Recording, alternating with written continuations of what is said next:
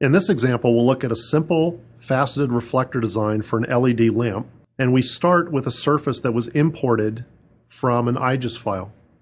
And we'll use the surface to construct a thick faceted reflector out of a solid body. Using the feature manager,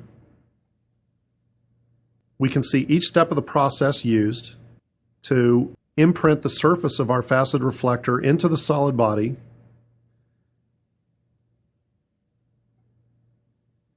We can create both a front and a back surface,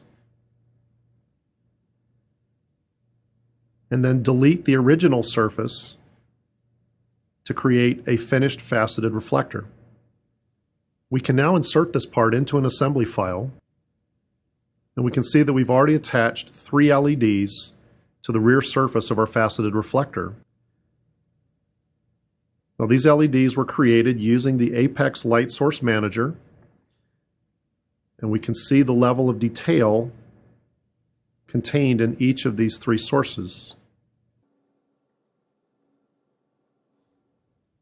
We can now view results from a ray trace performed on our LED lamp system. We can show the rays from the ray trace.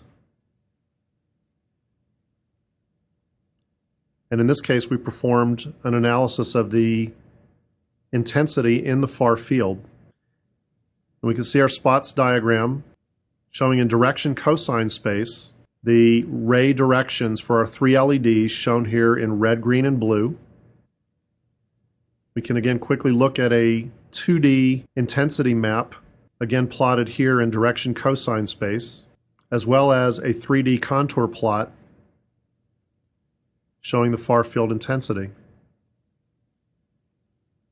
In this case, we've traced about 30,000 rays, and we can see the effects of sampling in the far field intensity plot, but we can immediately post-process our results to include a simple average of the far field intensity as shown here. And this average gives us a better sense of the actual far field performance of the system.